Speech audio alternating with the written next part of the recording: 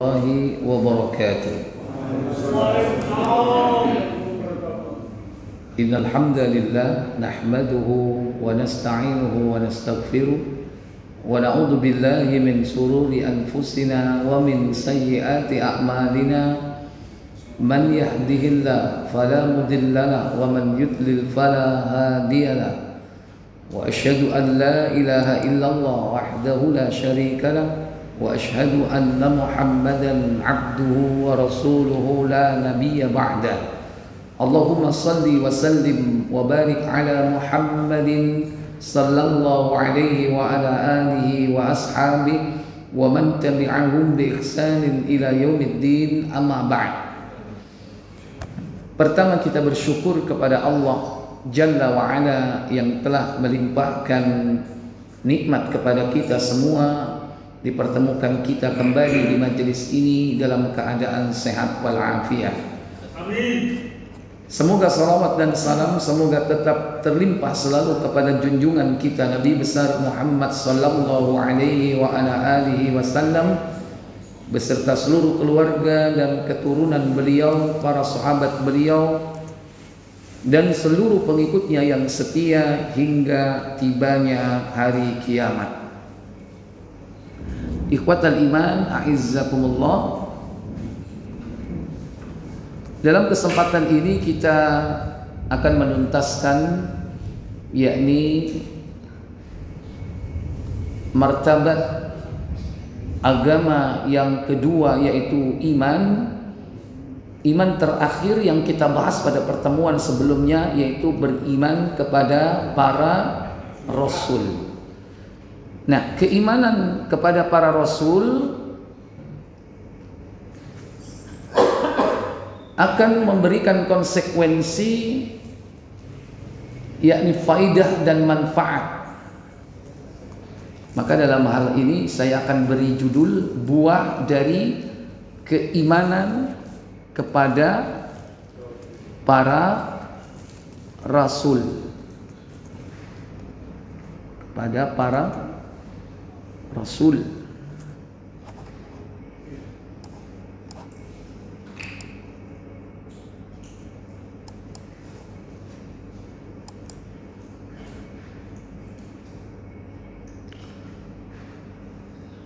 Di sini disebutkan ada 3 perkara atau 3 buah keimanan dari para rasul. Wal imanu birrusuli samratun jalilatun. Keimanan kepada rasul itu akan membuahkan manfaat yang besar. Di antaranya al-awwal atau al-ula, yang pertama, al-ilmu birahmatillahi ta'ala, yakni ilmu atau pengetahuan tentang atau terhadap rahmat Allah yang maha tinggi, wa inayatuhu, dan juga pengetahuan tentang pertolongan Allah bi'ibadihi terhadap hamba-hambanya, haitsu arsala ilaihimur rusul, di mana Allah tabaraka wa taala mengutus kepada manusia para rasul, liyahduhum ila siratillahi ta'ala, yang memberikan petunjuk kepada manusia kepada jalan yang lurus. Kalau seandainya tidak ada utusan Allah yang mengajak manusia kembali kepada Allah, kepada jalan yang lurus, tentu manusia akan menjadi sesat. Kenapa? Karena syaitan tidak pernah berhenti 24 jam dalam sehari semalam. Mereka berusaha menggelincirkan manusia dari jalan yang lurus. Maka kita pun diperintah oleh Allah setiap saat minta kepada Allah yakni jalan yang lurus. Tidak kurang sehari semalam berapa kali? 17 kali sehari semalam. dengan ucapan ihdina, tunjuki kami as-sirat, jalan al-mustaqim, yang lurus. Jalan yang lurus ini sudah diberi oleh Allah kepada kita. Jalan yang lurus itu adalah ad-dinul Islam, agama Islam ini jalan yang lurus. Jalan yang lurus itu adalah Al-Quran dan As-Sunnah. Jalan yang lurus itu adalah agama tauhid, millah dari Ibrahim alaihissalatu wassalam. Maka siapa yang berharap jalan yang lurus, dia diperintah untuk berpegang teguh kepada agama Allah. Baru Allah akan beri jalan yang lurus. Sebagaimana Allah katakan dalam surah Ali Imran, surah yang ketiga insyaallah. Surah ketiga pada ayat yang ke-51. Allah tabaraka wa ta'ala berfirman dalam ayat tersebut,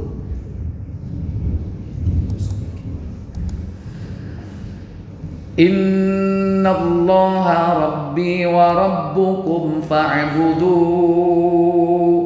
hadza siratun mustaqim. Apa kata Allah Jalla wa Ala? Sesungguhnya Allah, Rabbku dan Rabbmu, karena itu sembahlah Dia. Inilah jalan yang lurus. Jadi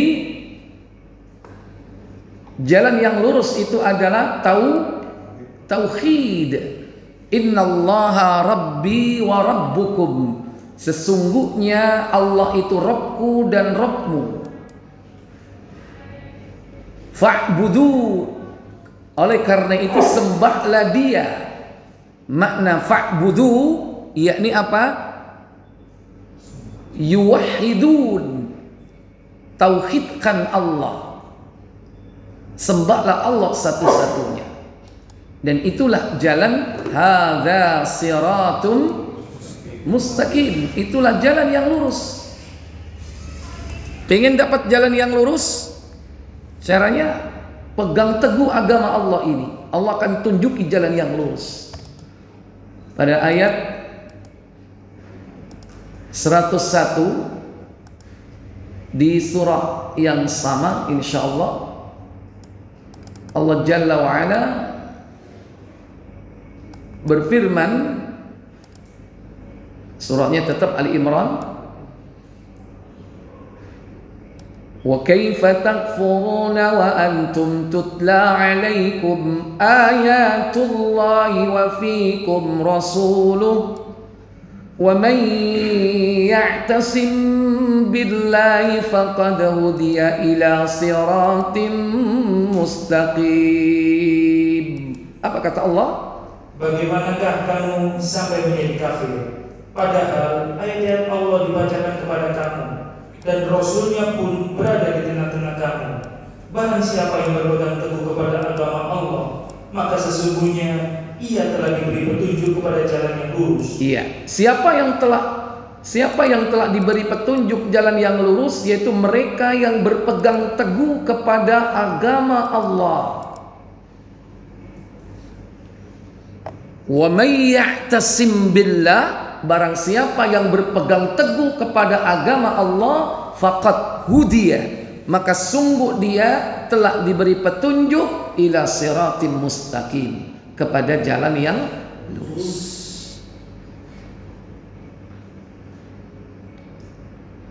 Orang yang diberi jalan yang lurus itu cirinya adalah orang itu berpegang teguh kepada agama Allah. Sekalipun dia dituduh atau disebut konikulu, fanatik. Berpegang teguh kepada agama Allah itu fanatik nggak? Orang itu harus fanatik nggak? Harus fanatik. Harus pegang teguh agama Allah. Fanatisme agama itu wajib. Kalau ada orang bilang konikulu, ini aku mau cok fanatik kok. Ngene gak oleh, ngono gak oleh, terus sing oleh apa?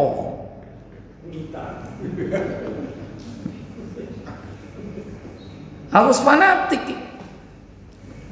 Fanatisme terhadap agama. Yang tidak boleh itu fanatisme kesukuan, fanatisme kebangsaan. Karena Allah akan hancurkan semua itu. Dulu nggak ada orang punya bangsa ini, bangsa itu. Satu awalnya. Terjadinya suku bangsa itu setelah zaman Nabi siapa? Setelah zaman Nabi Nuh. Dari anak-anak Nuhnya itulah ada ras ya. Ada Mongoloid, ada Negroid, ada bangsa ini, ada bangsa itu. Dari bangsa itu turun suku-suku yang banyak. Sebelum itu nggak ada, cuma satu. Nah, Allah akan musnahkan semua itu. Tapi yang tidak akan musnah yaitu agama Allah, yaitu agama tauhid. Maka berpegang teguh kepada agama Allah itu wajib hukumnya. Baik. Dan agama tauhid yang dipegang teguh, tapi maaf, berpegang teguh kepada agama Allah hari ini berat apa ringan? Hah? Berat apa ringan? Berat. Berat. Kita kan dianjurkan menyebarkan salam kan? Coba kalau kita datang ke teman-teman kita mengucapkan salam, kadang ada, wah koniku so alim koniku. Berat. Kita diperintah menebarkan salam. Di base itu mayoritas orang Islam nggak? Islam. Kita yakin karena negeri ini Muslim mayoritas. Pernah nggak kita naik bis mengucapkan salam ketika naik masuk? Assalamualaikum warahmatullahi wabarakatuh. Pernah nggak? Pernah. Iku lak jaluk duit kan. Kita sebagai penumpang maksudnya naik assalamualaikum. Pernah nggak masuk ke angkot len WL melebu assalamualaikum? Pernah nggak? Itu contoh ringan padahal hanya mengucapkan apa? Salam. Kenapa berat? Kenapa malu ya kan? Malu itu dalam perkara maksiat harus malu. Kalau perkara kebaikan kita nggak perlu malu. Memang malu sebagian dari iman. Malu berbuat buruk, malu berbuat jelek. Saya tanya, menebarkan salam itu perintah Nabi, ya kan? Baik atau buruk? Baik. Kenapa kok tidak diamalkan? Padahal itu ringan dan mudah. Dan kita yakin negeri kita ini mayoritas Muslim. Contoh sederhana saja. Mungkin kalau di pengajian datang assalamualaikum biasa kan? Kalau di kantor, tempat pekerjaan, di situ heterogen, salam nggak? Duit bos juragan non Muslim, di situ ada orang Islamnya, masuk salam apa enggak? Biasa selamat pagi. Ya, jadi itu contoh. Tapi siapa yang berpegang teguh kepada agama Allah, maka dia akan diberi petunjuk kepada jalan yang lurus. Kon iku lucuk nemen-nemen po. Mosok poso ae, Senin Kemis poso ae.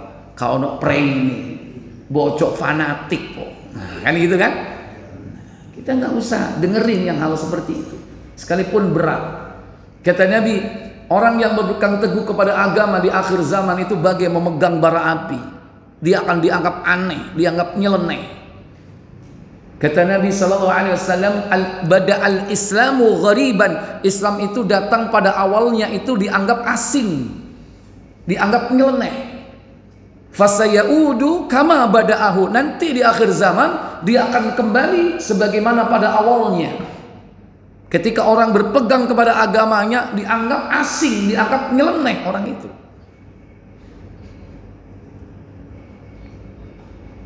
Tidak mengikuti tradisi budaya, dianggap aneh nggak?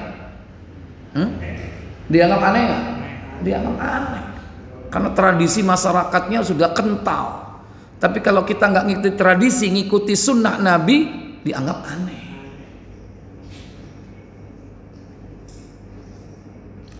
Baik.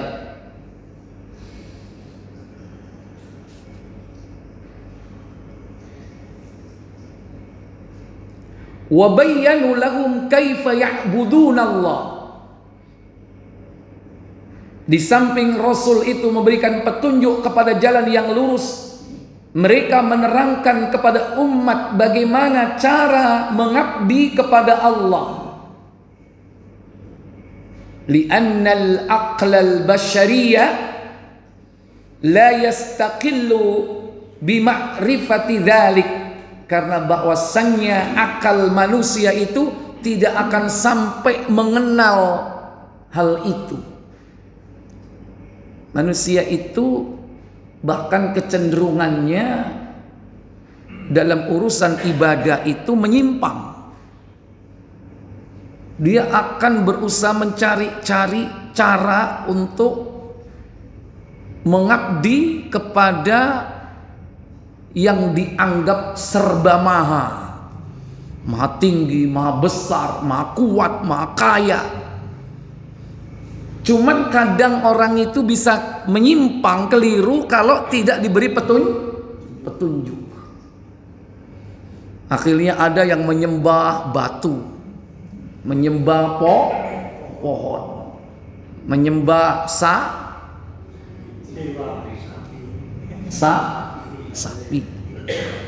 menyembah malaikat. Nah, Nabi itu memberikan petunjuk, menjelaskan bagaimana cara kita beribadah, kepada siapa kita ibadah, mengabdi itu, supaya nggak keliru, nggak kesasar. Kadang-kadang malah yang disembah malaikat, padahal malaikat itu makhluk, walaupun dia punya kekhususan, hal-hal yang bersifat ajaib. Kadang juga yang disembah manusia, ketika manusia itu memiliki kehebatan, bisa menghidupkan orang yang mati, bisa menyembuhkan orang buta, padahal dia sama manusia, podo mangane, yo podo nang buri. Menyimpang kalau tidak ditunjuki kepada jalan yang benar, manusia itu akan berusaha untuk mewujudkan kecenderungan beragamanya kepada jalan-jalan yang menyimpang. Makanya perlunya dihadirkan para utusan Allah supaya manusia itu tidak menyimpang dari jalan yang lurus.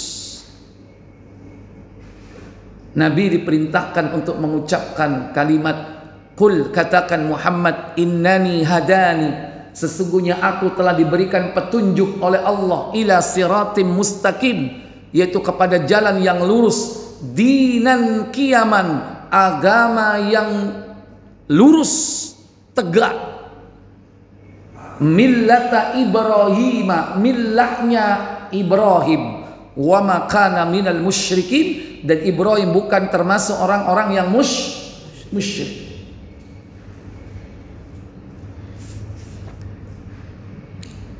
Baik. Ats-tsaniyah, yang kedua, di antara perkara yang menjadi buah keimanan kepada para rasul, yakni syakarahu ta'ala ala hadhihi ni'matil kubra, yakni mensyukuri Allah Ta'ala atas nikmat yang besar ini. Kita bersyukur adanya para nabi, para rasul yang diutus dari kurun waktu yang berbeda-beda zamannya.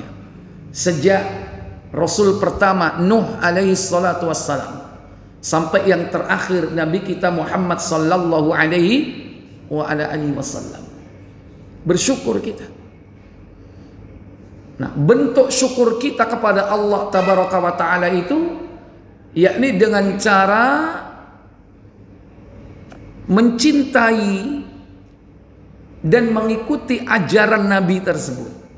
Itu bentuk rasa syukur kita kepada Allah, di mana kita didatangkan para rasul untuk membimbing kehidupan kita. Maka kita diperintah untuk mencintainya, Dengan cara apa? Ittiba', mengikutinya. Kata Allah dalam surah Ali Imran, surah ketiga, pada ayat yang ke-31. Allah tabaraka wa ta'ala berfirman, Qul in kuntum tuhibbunallaha fattabi'uni yuhibbukumullahu wa yaghfir lakum dhunubakum wallahu ghafurur rahim. Apa kata Allah?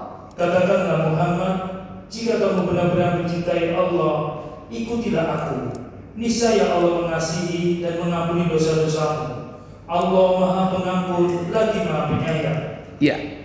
Allah tabaraka wa ta'ala berfirman, Qul, katakan Muhammad kepada umatmu, in kuntum tuhibbunallah, jika kau mencintai Allah. Orang yang cinta Allah pasti dia cinta Rasul. Tapi kalau orang yang cinta Rasul belum tentu cinta Allah. Bagaimana Abu Thalib, cinta nggak sama Rasul? Abu Thalib cinta nggak sama Rasul? Apakah dia cinta sama Allah? Cinta sama Allah? Diajak beriman nggak mau. Ya Qul la ilaha illallah. Ini waktu sakaratul maut. Wahai paman, ucapkan la ilaha illallah, sebuah kalimat yang aku bisa bersaksi kelak di hadapan Allah. Di sebelahnya ada Abu Jahal. Hei Abu Thalib, bencikah kau kepada agama bapak kita Abdul Muthalib? Sampai mati dia tidak mengucapkan kalimat la ilaha illallah. Dia cinta sama Rasulullah, tapi nggak cinta sama Allah. Tapi kalau cinta kepada Allah, pasti orang itu cinta kepada siapa? Rasul. Karena Allah yang memerintahkan untuk mencintai Rasul. Maka konsekuensinya adalah apa? Fattabi'uni, ikutilah aku, kata Nabi. Ikuti ajaranku, ittiba'. Kita dianjurkan ittiba' kepada Nabi. Ini cara bersyukur kita kepada Allah atas karunia siapa? Rasul yang diutus kepada kita, terutama yakni Nabi kita Muhammad sallallahu alaihi wasallam. Kalau Rasul nggak diutus paling sampean wis gak kira nang masjid. Saiki sapa ndi? Kita bersyukur mengenal Nabi kita Muhammad sallallahu alaihi wasallam. Maka kalau kita sudah mencintai Allah dan mencintai Rasul dengan cara ittiba, mengikuti ajaran Nabi, Allah memberikan janji, jaminan kepadanya. Apa? Allah akan mencintainya. Berarti cinta Allah itu hanya didapat kalau seseorang itu cinta kepada siapa? Rasul dan Allah sekaligus. Dulu mana? Cinta Allah dulu atau kita dicintai Allah? Hah? Allah mencintai kita dulu atau kita mencintai Allah dulu? Allah dulu gimana maksudnya? Baru Allah cinta sama. Jadi kita harus cinta dulu. Kenapa? Orang yang cinta Allah, cinta Rasul dengan cara ittiba kepada nabinya, maka Allah menjanjikan yuhibbukumullah. Niscaya Allah akan mengasihinya, mencintainya. Bukan hanya itu, wa yaghfir lakum dzunubakum. Allah akan mengampuni dosa-dosanya. Kalau Allah mengampuni dosanya, terminal akhirnya di mana? Neraka apa surga? Surga. Jadi nggak mungkin Allah itu mencintai hambanya tapi dimasukkan ke neraka. Itu perkataan orang sufi. Aku rela masuk ke dalam neraka asal Allah ridho kepadaku. Apa mungkin Allah ridho kepada orang itu dimasukkan neraka? Apa mungkin? Tidak mungkin. Ya. Wallahu ghafurur rahim, dan Allah Maha Pengampun lagi Maha Penyayang. Dan yang paling utama mencintai Allah dan Rasul itu adalah mentaati Allah dan mentaati Rasul. Orang itu kalau mencintai seseorang, maka dia akan mentaati orang yang dicintai. Halo? Orang yang dicintai ini memerintahkan yang tukokno duren. Budal enggak? Budal. Sing ngongkon sing dicintai. Padahal gak usum. Terus gimana caranya? Digolekno. Kalau nang Surabaya nang ndi? Malang. Kalau nang Malang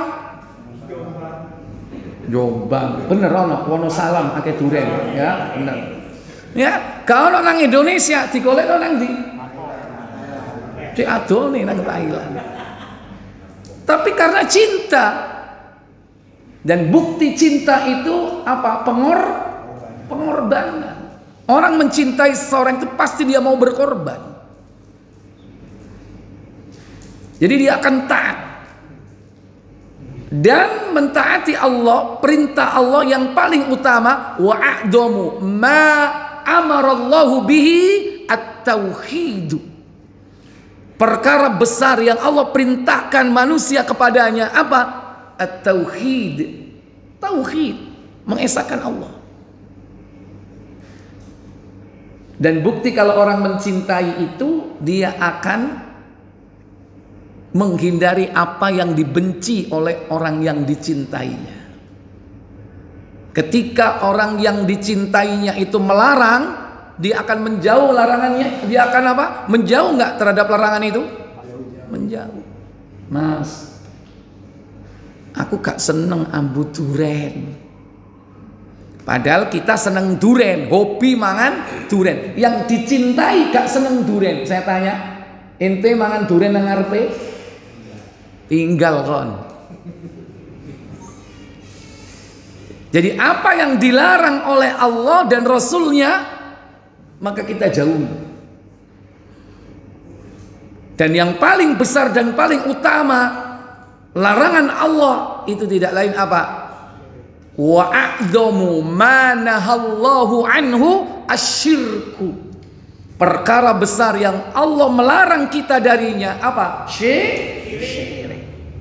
Perintah utama tauhid, larangan paling utama syirik. Makanya wujud rasa syukur kita diperintahkan untuk mentauhidkan Allah. Lihat dalam surah Luqman contohnya. Ada ayat 12 dulu. Walaqad atayna Luqmanal hikmata an ishkur lillah. Wa man yashkur fa innama yashkuru li nafsihi. Wa man kafara fa innallaha ghaniyyun hamid. Surat 31 ayat yang ke-12. Silakan. Langsung aja lengkap boleh? Dan sesungguhnya telah kami berikan hikmah kepada Luqman. Apa katanya? Yaitu bersyukurlah kepada Allah. Iya, anishkur lillah. Bersyukurlah kalian kepada Allah. Terus. Dan barang siapa yang bersyukur kepada Allah, maka sesungguhnya ia bersyukur untuk dirinya sendiri. Allah nggak butuh rasa syukur kita. Allah nggak butuh rasa terima kasih kita.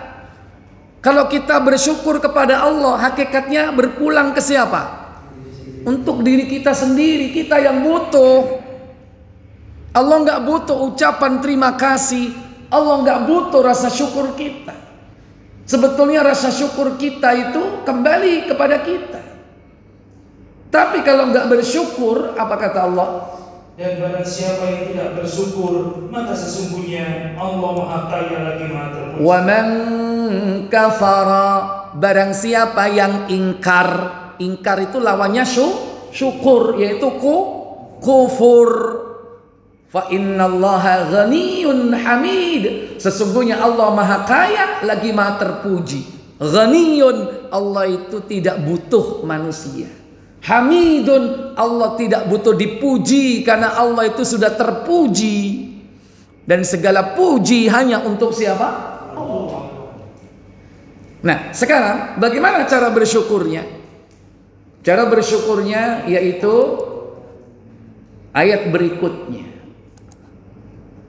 Wa idza qala Luqmanu libnihi wa huwa ya'iduhu ya bunayya la tusyrik billah wa man yusyrik faqad iftara faman yusyrik inna syirka la zulmun azim. Apa kata Allah? Dan ingatlah ketika Luqman berkata kepada anaknya di waktu ia memberi pelajaran kepadanya. Apa isinya? Hai anakku, janganlah kamu mempersekutukan Allah. Mempersekutukan Allah. Berarti ini cara kita bersyukur kepada Allah. Tidak boleh apa? Tidak boleh berbuat syirik. Tidak boleh berbuat syirik. Lu kadang malah bersyukur ngelakoni syirik. Habis panen raya gawe sajen. Ya kan? Melakukan apa? Katanya ya macam-macam, sedekah bumi. Di situ nanti ada menyembelih ya kebu. Ya. Kemudian ada ritual di situ. Inilah wujud rasa syukur karena apa? Diberi nikmat berupa panen raya. Ketika tangkapan di lautnya sukses, ikannya banyak, rasa syukurnya diwujudkan larung saji ke laut, kepala kebo di larung. Bersyukur katanya, tapi malah ngelakoni apa? Syirik. Keblinger kan? Ya, kemudian sesungguhnya mempersekutukan Allah adalah benar-benar kezaliman yang besar. Ya. Jadi caranya bagaimana bersyukur kepada Allah? Jangan berbuat syirik. Setelah bersyukur dengan mentauhidkan Allah, sekaligus pada saat yang sama jangan berbuat syirik. Ya, jadi itu yang kedua. Makanya kita ini alhamdulillah diberi petunjuk oleh Allah melalui utusan-utusannya. Kalau Rasul sudah nggak ada, maka yang meneruskan risalah, tugas menyampaikan kebenaran al-haq itu siapa? Para ulama. Nabi sendiri bersabda, al-ulama'u warathatul anbiya. Ulama itu pewarisnya Nabi. Bersyukur kita. Kemudian di situ para ulama mengajarkan kepada umat. Kemudian diantaranya sampai kepada para ustadz-ustadz kita, sampai kepada bapak-bapak kita, orang tua kita. Kita mengenal Allah, akhirnya bisa sholat, bisa melaksanakan ibadah. Bersyukur. Tidak ada nikmat yang paling utama kecuali nikmat iman, yaitu nikmat Islam. Sehingga di dalam agama ini sempurnanya agama ini itu bagian dari kesempurnaan nikmat. Karena nikmat agama.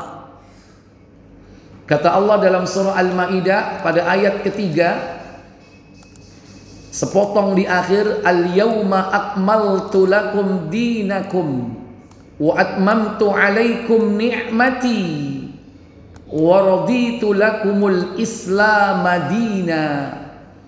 Apa kata Allah Jalla wa Ala? Pada hari ini telah kusempurnakan untuk kamu agamamu, dan telah kucukupkan kepadamu nikmatku, dan telah kuridhoi Islam itu jadi agama bagimu. Iya, ini ayat terakhir turun, yaitu ketika Rasul melakukan haji wada. Dan ayat ini pernah ditanyakan kepada Umar bin Khattab. Seandainya ayat ini turun pada kami Bani Israel, orang Yahudi, hari turunnya ayat ini akan aku jadikan hari raya besar, katanya. Buka Muslim 25 19 atau 20 ya, coba dicek. Ayat yang terakhir turun.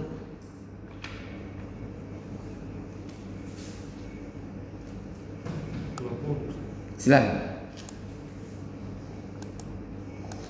Dari Tariq bin Shihab radhiyallahu anhu katanya, seorang laki-laki Yahudi datang kepada Khalifah Umar seraya berkata, apa katanya? ada sebuah ayat dalam kitab Anda, yaitu Al-Quran, yang selalu Anda baca. Iya. Seandainya ayat itu turun kepada kami, kaum Yahudi, niscaya kami jadikan hari turunnya ayat itu sebagai hari besar kami. Nah, kata dia kepada siapa? Umar bin Khattab. Ketika itu jadi apa? Khalifah. Yahudi ini datang. Ayatun minka taqra'unaha. Ada satu ayat yang selalu kau baca, katanya. Idza nazalat alaina ma'syaral yahud. Jika ayat ini turun kepada kami bangsa Yahudi, ya, niscaya hari turunnya ayat tersebut la ja'alna idan, kami jadikan harinya itu sebagai id, yaitu hari apa? Hari raya, hari besar. Gitu. Kemudian ayyu ayah, ditanya oleh Umar bin Khattab, apa katanya? Tanya Umar, ayat apa itu? Yang mana ayatnya itu? Apa kata Yahudi itu?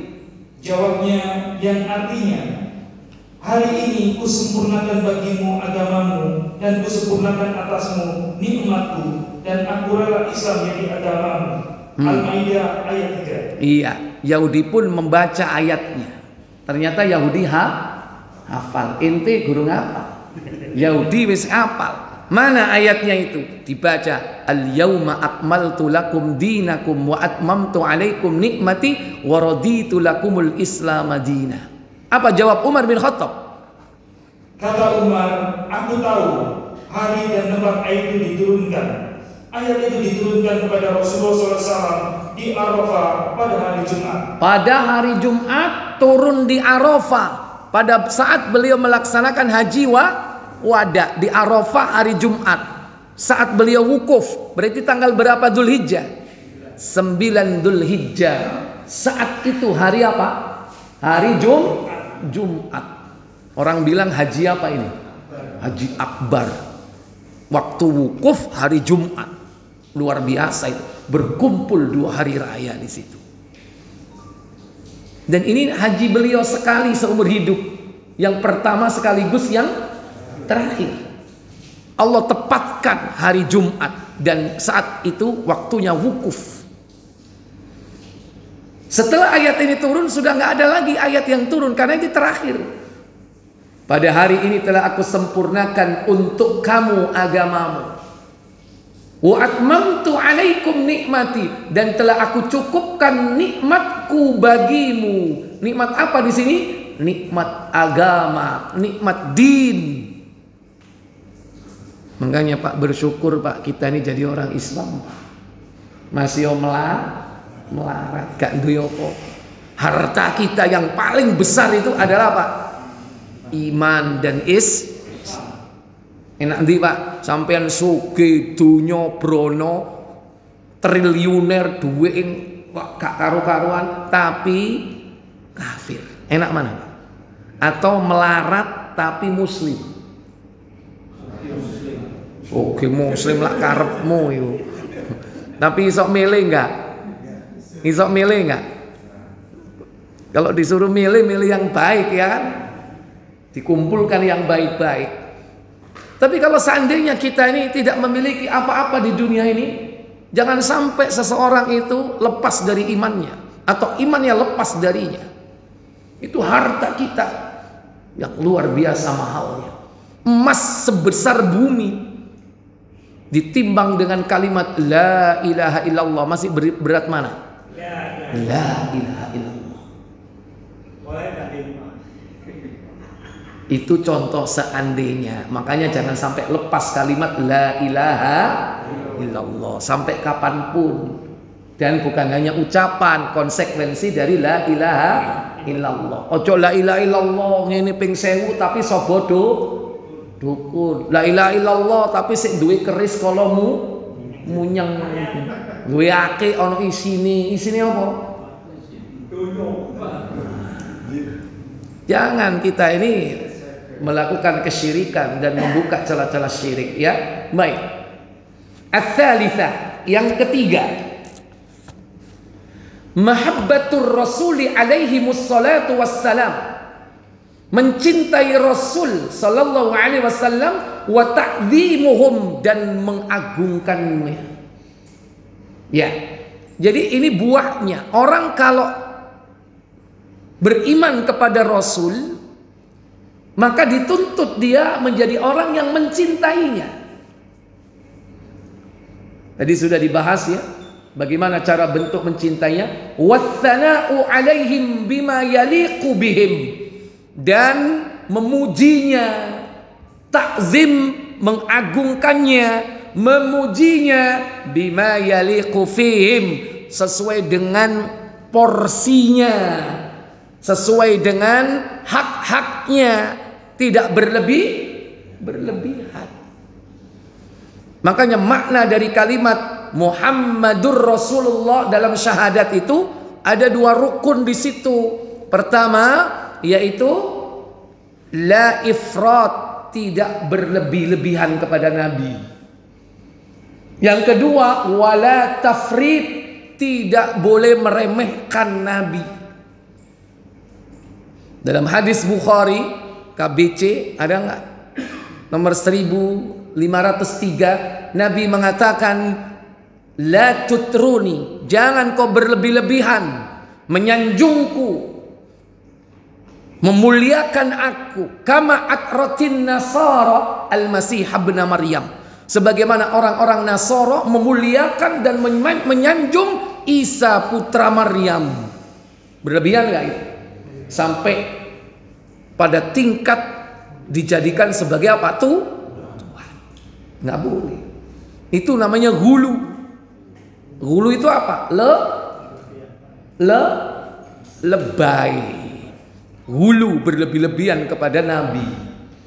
Innama ana abdullah, sesungguhnya aku ini adalah hamba Allah. Fakulu, maka ucapkan abduhu wa rasuluhu, hambanya dan utusannya.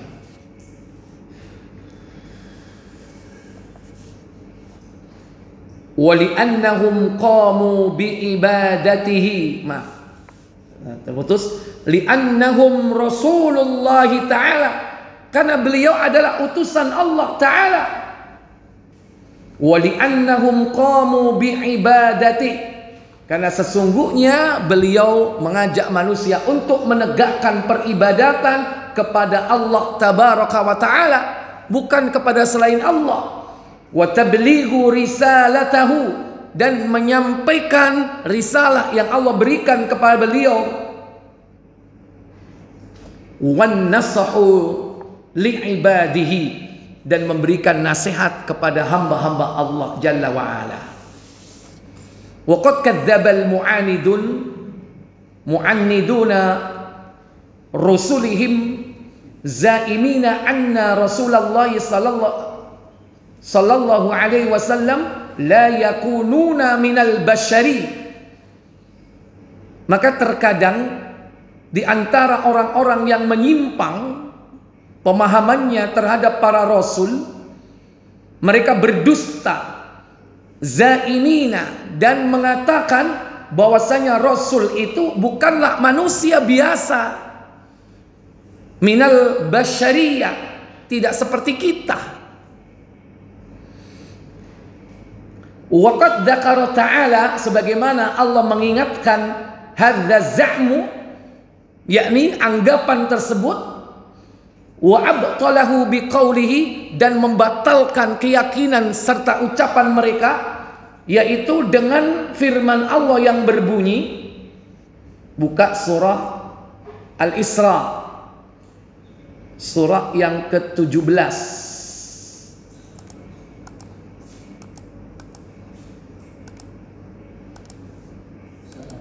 Azan. Baik, silakan azan dulu.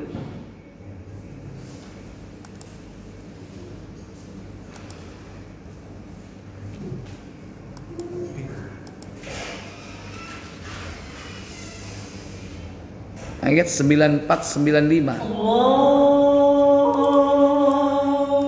Akbar, Allahu Akbar.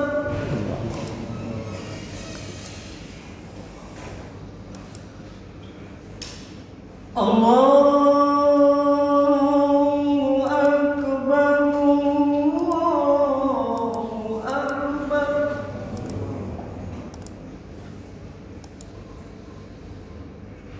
Asyhadu an la ilaha illallah.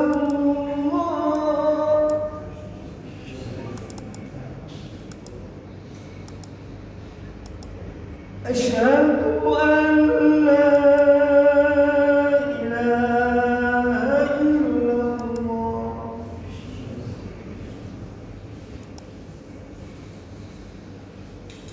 Asyhadu anna Muhammadar Rasulullah.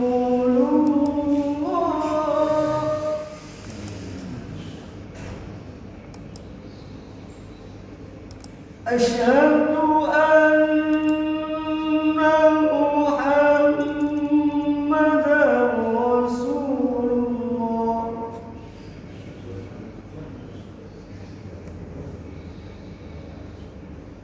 Hayya 'alal shalah.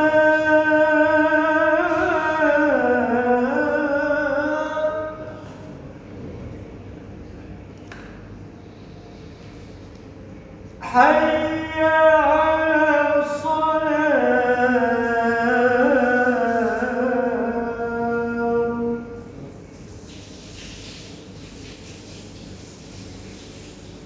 Hayya 'alal falah.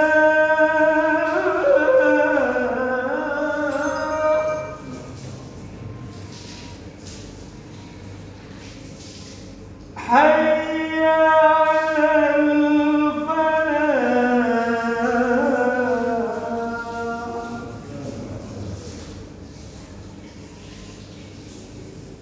Allahu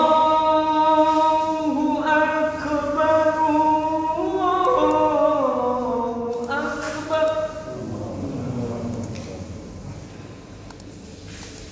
La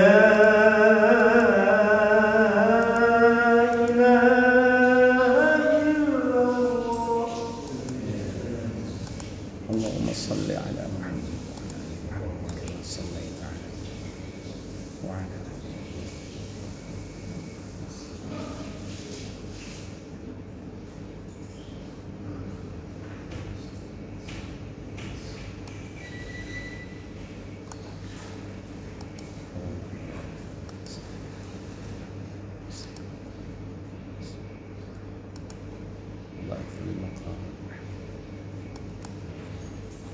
Baik, para bapak ibu saudara-saudari yang dirahmati Allah Jalla wa'ala. Jadi ada anggapan di antara orang-orang menyimpang pemahamannya terhadap Rasul. Mereka berharap yang datang dari langit sebagai utusan Allah itu adalah para malaikat. Dia nggak suka kalau utusan Allah itu dari sesama mereka. Podo menu wala kon yo mangan. Ya, kau juga makan seperti kita, kok kamu ngajak saya.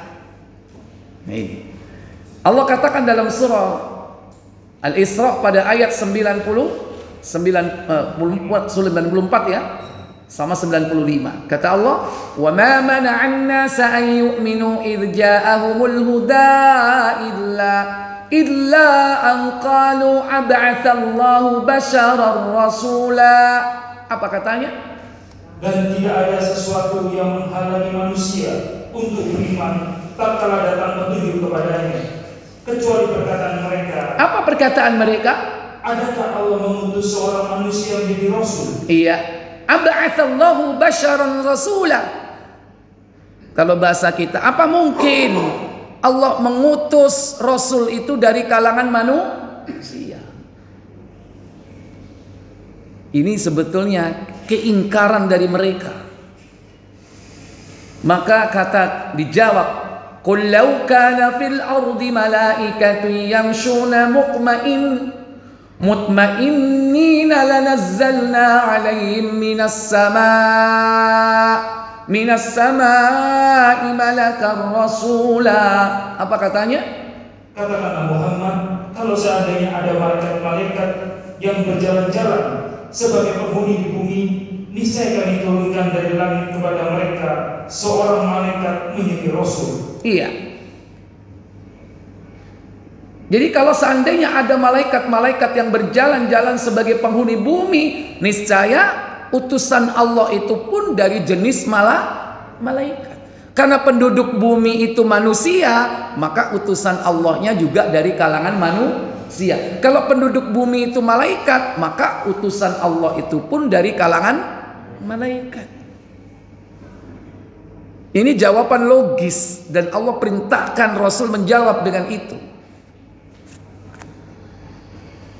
Fa'abtalallahu ta'ala hadha za'm.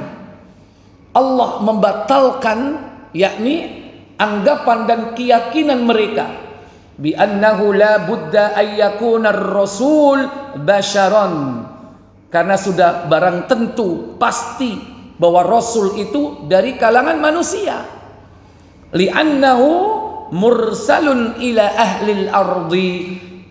Karena mereka itu diutus kepada ahlul ardi, penduduk bumi. Penduduk bumi ini apa?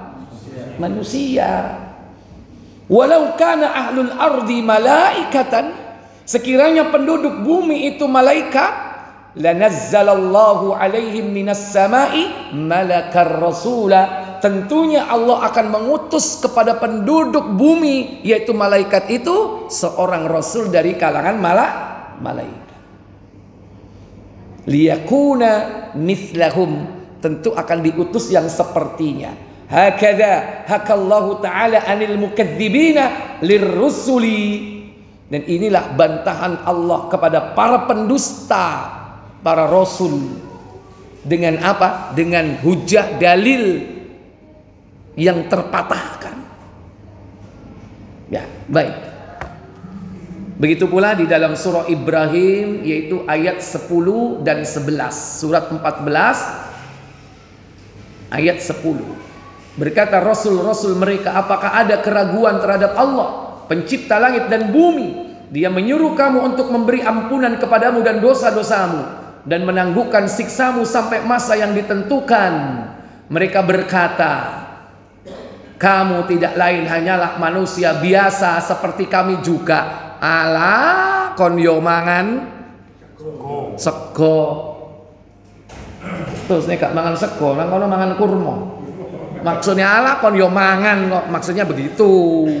Ya. Kamu juga makan, kamu juga apa minum, kon yo nang buri kan gitu kan? Kamu hanyalah manusia seperti kami juga. Kamu menghendaki untuk menghalang-halangi, membelokkan kami dari apa yang selalu disembah nenek moyang kami. Loh, lagi-lagi hujat mereka apa? Nenek moyang. Sampai sekarang masih ada nggak yang masih mengimani tradisi nenek moyang? Wis iki jare Mbah Biyen iki ngene. Wis kon aja ate aneh-aneh. Kon kok bakal kualat. Dari mbak-mbak kita dulu itu sudah begini. Nek arep duwe gawe kudu nang punden. Apa? Bancaan. Ya, nek nang kene nang ndi? Lho, Pak Mudi langsung nyaut Mbah Mulut. Kale omahe kono. Iya. Karena itu datangkanlah kepada kami bukti yang nyata. Maksudnya apa? Pengen utusan Allah dari kalangan malaikat. Wallahu a'lam. Baik, penjelasan beliau Syekh Utsaimin tuntas tentang masalah rusul insyaallah. Selanjutnya yakni yu'minu bil yaumil akhir, beriman kepada hari akhirat. Insyaallah kita akan bahas pada pertemuan yang akan datang. Sekarang sebelum saya tutup, silakan boleh saya berikan waktu bertanya. Monggo. Langganan nih. Tadi kan apabila kita mencintai Allah pasti kita akan mencintai Rasul. Tapi pada zamannya saat ini kan banyak orang bilang kita mencintai Allah, tapi kita menyelisih Rasul pada saat kita beribadah atau apa itu. Ya, berarti cintanya belum sempurna. Cinta Allah dan Rasul itu satu paket, tidak bisa dipisah. Ya. Bahkan itu menjadi satu poin jika orang pengen mendapatkan lezat manisnya iman. Muslim nomor 34.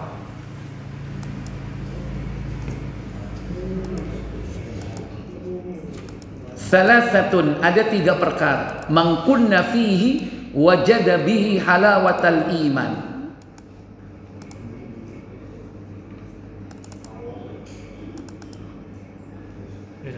Ya, silakan. Dari Anas radhiyallahu anhu dari Nabi SAW bersabda. Apa sabda beliau? Ada 3 perkara. Bila terdapat dalam diri seseorang, maka dia akan merasakan bagaimana manisnya iman. Bagaimana manisnya dan lezatnya iman itu. Apa kata Nabi SAW? Mencintai Allah dan Rasulnya melebihi daripada yang lain. Iya.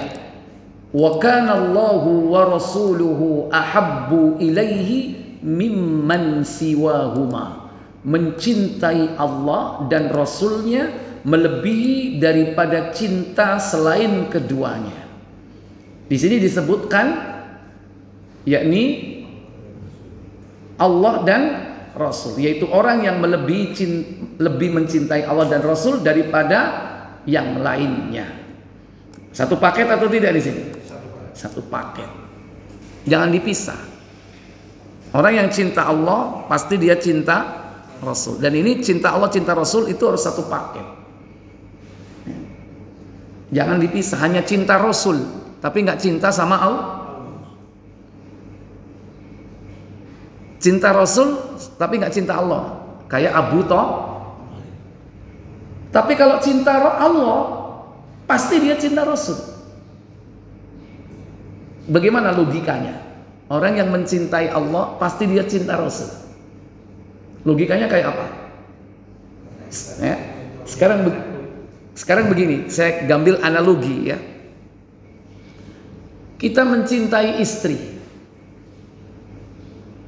Istri kita punya kelebihan, solihah, cinta nggak?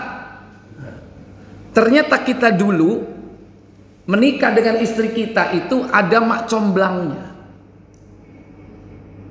Yang mengenalkan kita dengan istri kita itu adalah comblangnya itu.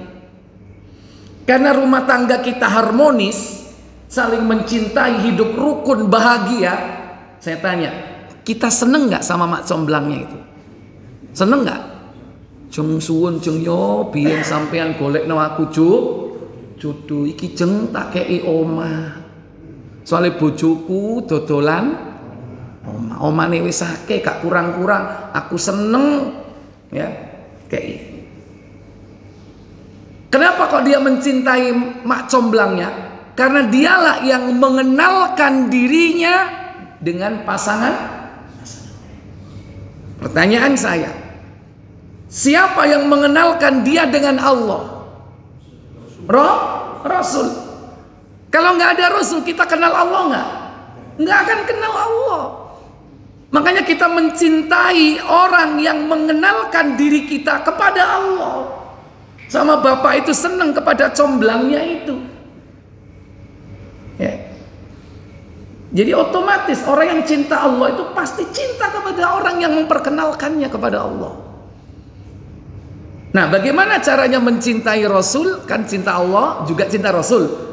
Maka konsekuensinya harus apa? Ittiba'. Apa ittiba? Mengikuti ajaran beliau dalam akidah, dalam syariat, dalam ubudiyah, ibadah, dalam muamalah, dalam adab, etika, akhlak. Diikuti semua aspek agamanya. Dalam i'tiqad, bagaimana i'tiqad kita? Seperti i'tiqad Rasulullah. Dalam syariat, dalam ibadah juga begitu. Ngakunya cinta Allah, cinta Rasul, tapi ibadahnya menyimpang. Rasul nggak pernah mencontohkan zikirnya lompat-lompat. Ada nggak? Itu cinta nggak sama Rasulullah? Dusta, bohong. Rasul tidak pernah mengajarkan cara berzikir seperti itu. Saya tanya, dianggap ibadah apa main-main sih orang yang zikir lompat-lompat itu? Kalau main-main nggak apa-apa, nggak salah kalau sekedar main. Saya tanya, dia ibadah apa main-main? Mereka rata-rata kalau ditanya, ente ibadah nggak? Zikir seperti ini. Oh, ibadah ini. Pertanyaannya, Rasul mengajarkan cara ibadah seperti itu nggak? Berarti ittiba atau bukan? Ittiba atau tidak? Tidak ittiba. Kalau nggak ittiba, cintanya benar apa dusta? Cintanya bohong. Orang kalau mencintai Rasulullah itu ittiba, yang wajib, yang sunnah. Bahkan kalau cintanya itu tinggi, dalam perkara yang mubah itu, dia itu apa? Diikuti, dijadikan suri tauladan. Cara berpakaiannya, cara berdandannya. Bahkan perkara-perkara mubah, kapan Rasul senyum, kapan Rasul tertawa. Sahabat itu kalau Rasul tertawa, ikut tertawa. Masih garu makarpe. Rasul menangis, mereka ikut nangis. Meskipun nggak ngerti maksudnya. Itu sahabat. Kenapa? Karena saking cintanya kepada beliau. Pernah sahabat itu menangis gara-gara Rasul nangis. Buka Muslim nomor 924.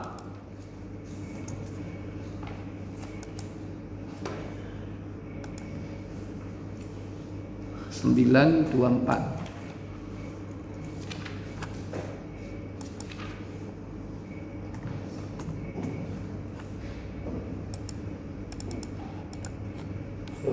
Silakan. Dari Abu Hurairah radhiyallahu anhu katanya, pada suatu ketika Rasulullah SAW ziarah ke kubur ibunya. Ziarah ke kubur ibunya. Siapa ibunya bernama? Siapa? Ibu Rasulullah. Gak pakai Siti. Siti ku wong Jawa. Ya, wong Arab gak kenal Siti. Nah, cuman orang Jawa itu nyebut Siti itu ada maksudnya. Itu singkatan. Singkatan dari Sayyidati. Sayyidati jadi Siti. Kalau Sayyidi jadi Sidi. Sidi ada nggak? Sebutan Sidi. Cuman jarang ya. Itu. Sidi Didi. Itu maksudnya apa? Sayyidku maksudnya. Pemimpinku. Sayyidati sama Sidi, Sayyidi, maksudnya begitu. Cuman wabe dikai Siti Khadijah, Siti Aisyah, wabe Siti kabeh. Ya. Terakhir Siti sapa? Ya, baik. Jadi berziarah ke kubur ibunya Aminah. Lalu beliau menangis. Maka menangis pula lah orang di sekelilingnya. Siapa orang di sekeliling Nabi? Sahabat. Nabi nangis, mereka ikut nangis. Padahal nangis itu sunnah apa enggak? Sunnah. Nangis kok sunnah? Nangis itu mubah. Ya. Ini bukan perintah wajib, juga bukan sunnah. Mubah. Nabi nangis, sahabat ikut nangis. Padahal itu mubah, bukan perintah wajib atau sunnah. Kenapa? Karena ittiba, mengikuti, menjadikan Rasul sebagai apa? Uswatun, suri teladan. Dan orang yang boleh diikuti seperti ini dalam perkara-perkara yang mubah hanya Rasul. Nek koncomu nangis kon melok nangis edan kon. Ya. Tapi kalau Nabi nangis ikut nangis. Nabi seneng senyum ikut senyum. Itu Nabi saja, yang lain nggak boleh. Ya, kecuali memang ada alasan kuat untuk kita mengikutinya. Ya.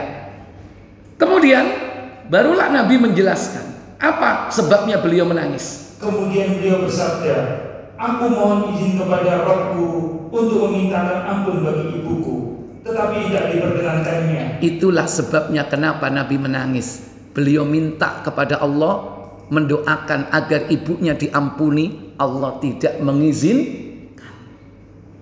Kanjeng Nabi loh ini jaluk nang Allah supaya ibunya diberi ampunan, ternyata tidak diizinkan.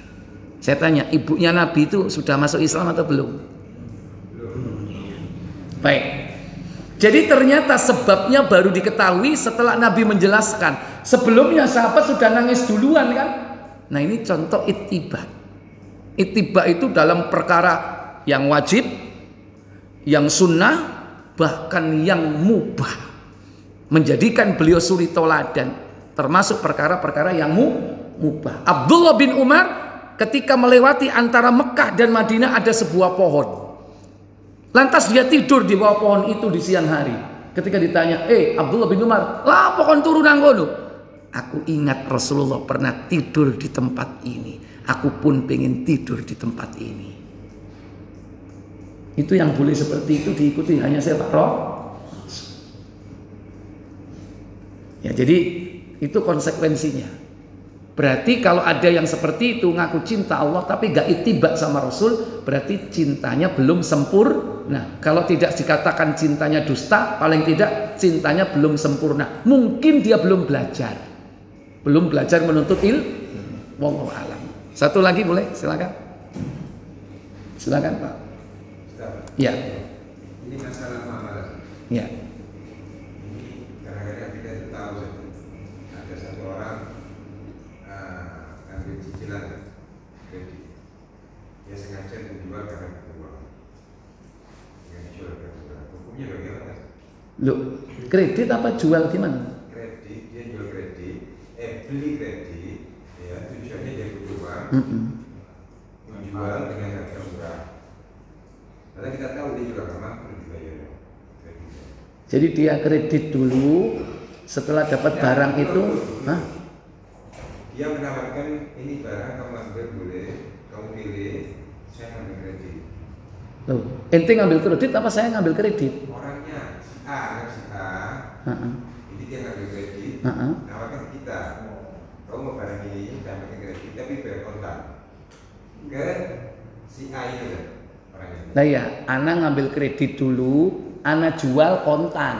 Iya. Iya, gitu. Bukan, jadi istilahnya kredit ini ya, kita ambil dulu barangnya. Sebelum dia ngambil kredit. Beli kontan. Sebelum ngambil kredit, kita ambil dulu barangnya.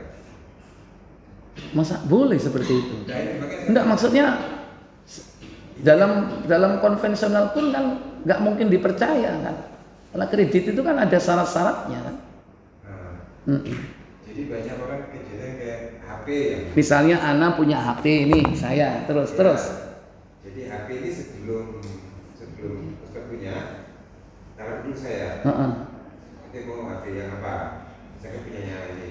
Ini sebagai pemilik ya. Nanti saya ngambil kredit jual ke saya sebelum transaksi.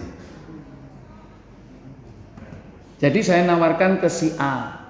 Ke saya. Iya, orangnya mau beli. Terserah milih gak milih, pokoknya mau beli. Iya kan? Bayarnya kontan. Kalau mau, anak kredit nanti. Ya, terus anak jual ke antum, iya kan? Kita tahu kan.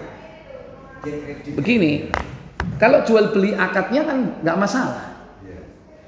Anak udah punya barang, kemudian jual beli. Belum dimiliki. Ya nggak boleh. Jadi Kita menjual bukan barang kita itu nggak boleh.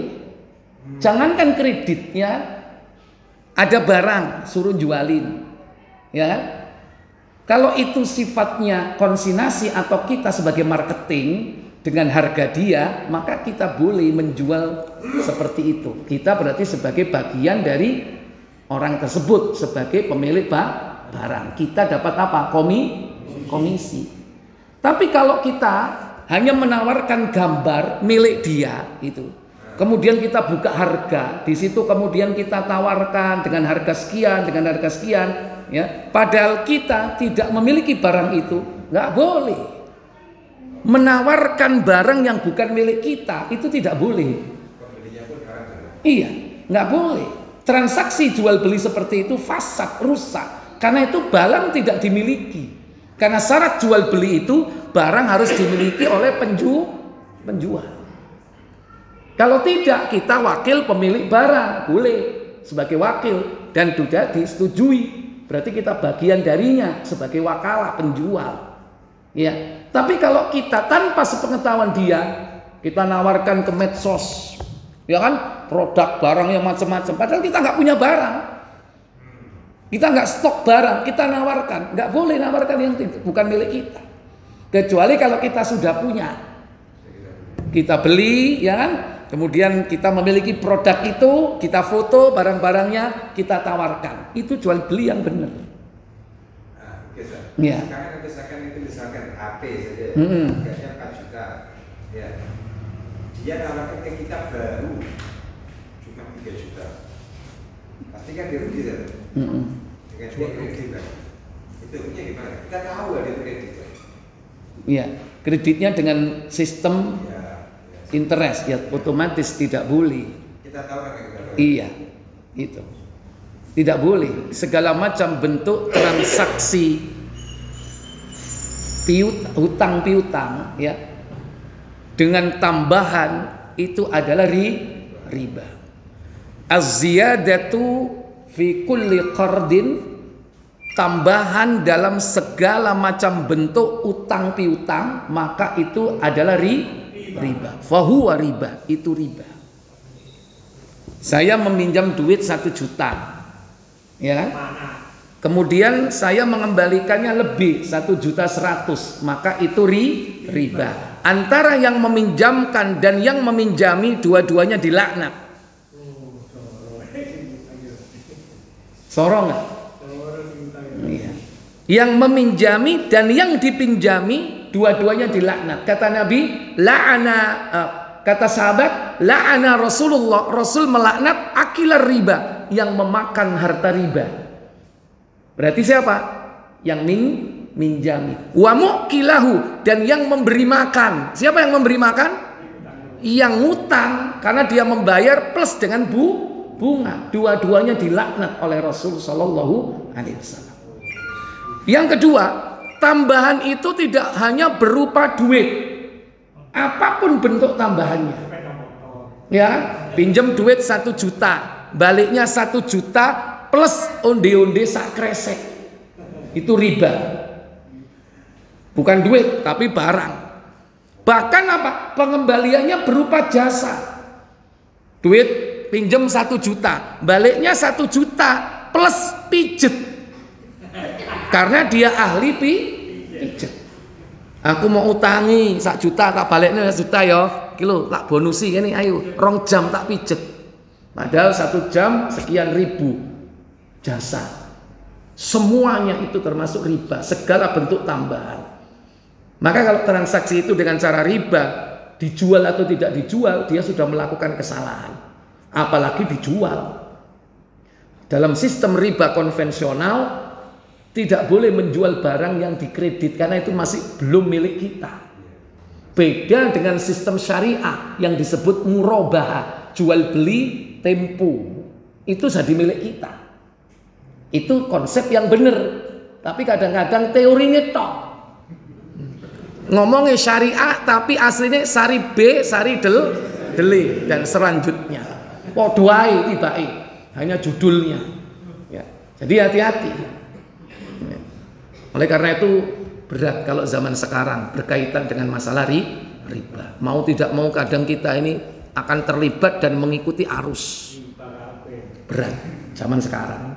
Makanya kita harus minta kepada Allah supaya diberikan kemudahan untuk istiqomah di dalam melaksanakan yakni syariat Allah dalam masalah apapun.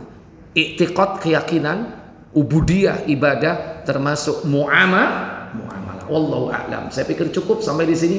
Semoga manfaat untuk kita. Wa akhiru da'wana walhamdulillahi rabbil alamin. Subhanakallahumma wa bihamdik asyhadu an la ilaha illa anta astaghfiruka wa atubu ilaik. Wassalamualaikum warahmatullahi wabarakatuh.